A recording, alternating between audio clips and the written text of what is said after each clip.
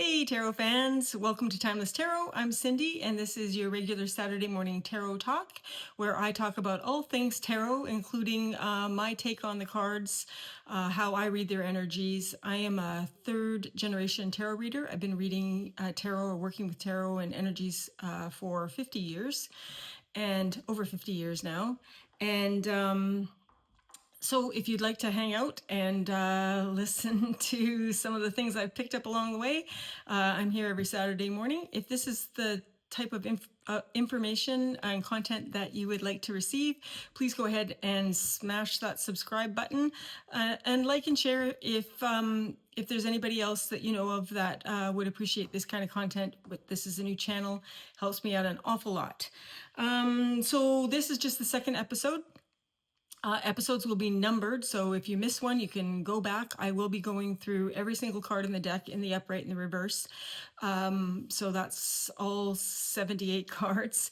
Being that this is just the second edition, I'm still in the overview. So for anyone who is not familiar with the deck, if you're familiar with the deck, this may not interest you, but if you're not familiar with the deck, tarot is a 78 card deck.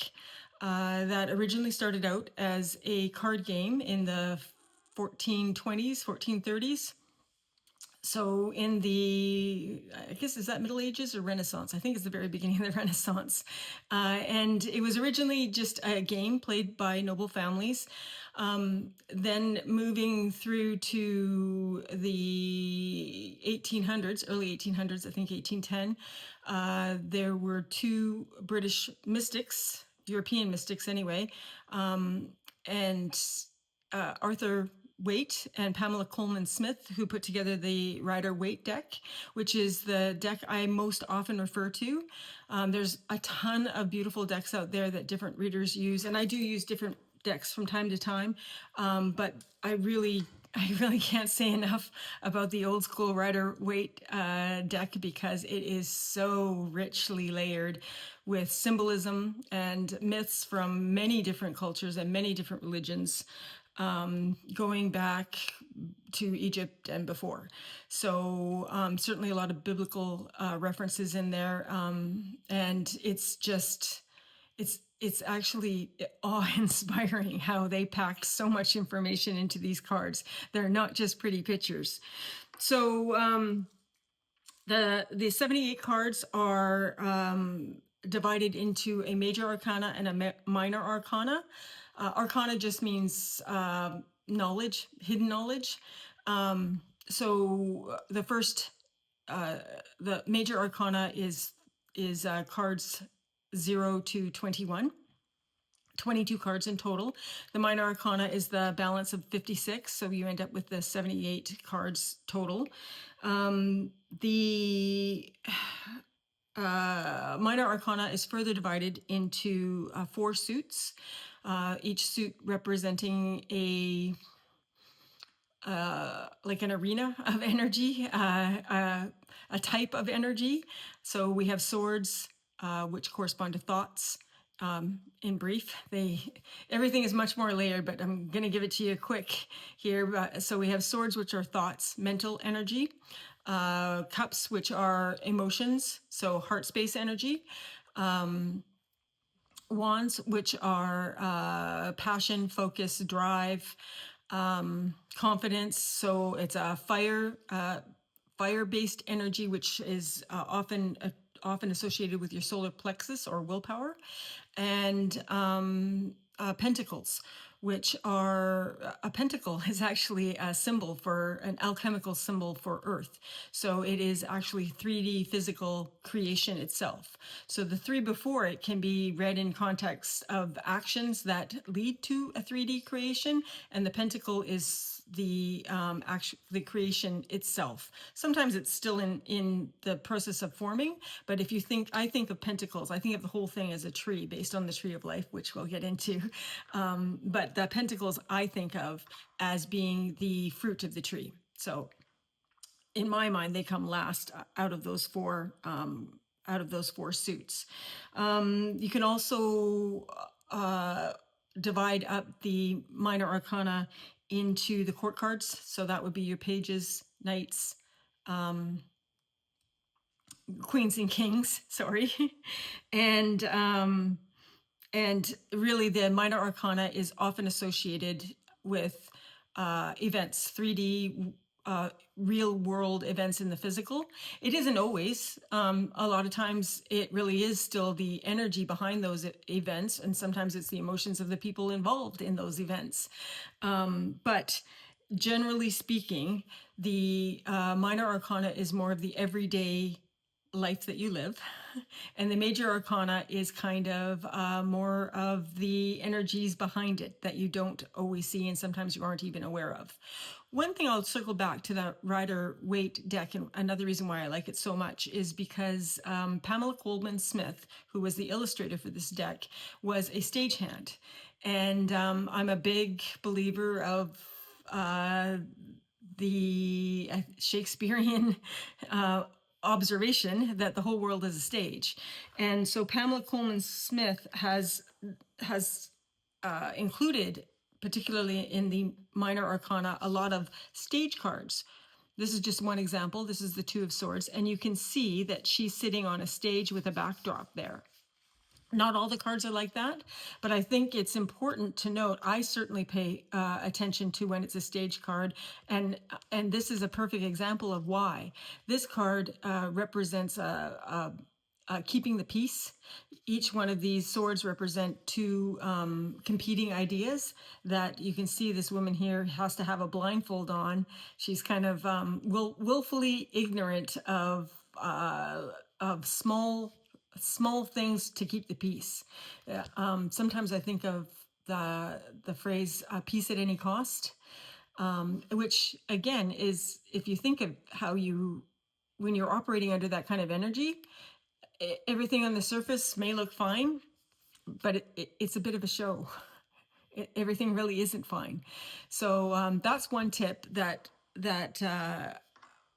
you may not be aware of. Not everybody. I've definitely met readers that when I talk about the use of the stage cards are quite surprised by it. But it's a really big deal. And it can be really, really helpful to take some time and meditate on the stage cards themselves to try and get a deeper understanding of what's going on there. I also read reversals as well. And I even read them when they're sideways like this. But we'll get into that more when we go into each and every card. But I just wanted to make a point right now at the hop that these stage cards do exist, and it's not an accident, and it's not just a pretty picture. They're there for a reason. The major arcana, which is more of the overview energy, I again go back to Pamela Coleman Smith and relate back to a stage. So if you think of the minor arcana as everything that's going on in your everyday life, you can think of the major arcana as backstage. For myself, I break it down even further than that. I break it down to cards 0 through 9, which is the Fool, through to the Hermit. They're the same dude, by the way, you. But also, this is the Fool's journey. We'll get to that as well. And I read 0 to 9 as sort of backstage, the behind the scenes action that is driving your everyday life, the events in your everyday life. Going back again to the mysticism of it all, Hermeticism, everything is mental, as above, so below, as within, as within, so without. There is the stage going on, the play that we're all participating in, whether we know it or not. And then there are the energies behind that, subconscious energies, higher self energies that you're not in touch with, that are often driving those events. Those come before, just like in any kind of theatrical production. And for me, I see 0 to 9 as sort of the later stage, the closer stage to coming in. So if there's backstage, I think from 0 to 9, you get the Wheel of Fortune if you make it, and that Hermit is oops, that should be this way around. And that Hermit is actually alchemized all of the lessons that the Fool has learned through the cards 1 through 8. You get to the Hermit card, then you get to the Wheel of Fortune where it spins again. And to my mind, then you get a deeper glimpse into the backstage of the backstage. We can call that pre-production, where soul contracts are taking place and real shifts in character and real conscious expansion is starting to happen. And if you think about it, the first card after the Wheel of Fortune is 11, Justice. That's a rebalancing. You've made it through 1 through 9, and you've learned your lessons, you've alchemized those lessons, so the wheel will spin again, you rebalance. It's almost like a restart of the Magician, a higher vibration of the Magician card, 1 card. And then you are learning, processing those lessons again, but from a slightly higher perspective, a more conscious awareness, because the goal of this whole exercise isn't just to find out if you're going to get the job. It can be used for that, and it's very helpful for that. But really, the whole goal of everything that we're doing here, why we're here, is to learn, to grow, and to become enlightened. And by enlightened, it doesn't mean that you're a Buddha that's going to float off into the sky. It means that you expanded your consciousness. You now see things from a different angle. That angle might be broader, and you are wiser for it, and therefore you will live your life in a slightly different way based on this greater, more expanded, more enlightened view of yourself first, and then that will translate into the actual events in your 3D life. So I really read energies. I tend to be more drawn to energies than events, because I'm really curious about what's going on backstage. And the events tend to take care of themselves. At a certain point, it's been my observation that at a certain point, if you've invested enough energy and you put in enough energy to something, whether it's good or bad or anything in between, it will happen. It will come to pass. It's hard to pull back. There are times when you can pull back and change course, and times when you can't. And so that's why, for me, I am always really, really concerned about what's going on behind the scenes. So you'll hear me, if you follow my channel, you hear me talk about that an awful lot. So what I'm going to do, beginning the next Saturday, is we'll start on the journey of the Fool, the Royal Road, the Fool's Journey, which is the itinerary of the curriculum, you might also call it, of a fresh soul moving through life, gaining experiences such that when you graduate with the World card, what you've actually earned is a brand new worldview, a higher worldview. Okay, and I'll go through each card explaining the symbols that really pop out to me. Different people see different things, but I'll tell you what I see and my understanding of it, both in the upright and in the reverse, and generally speaking in the in-between stage, because it's never, everything is gray, right? It's never really black and white.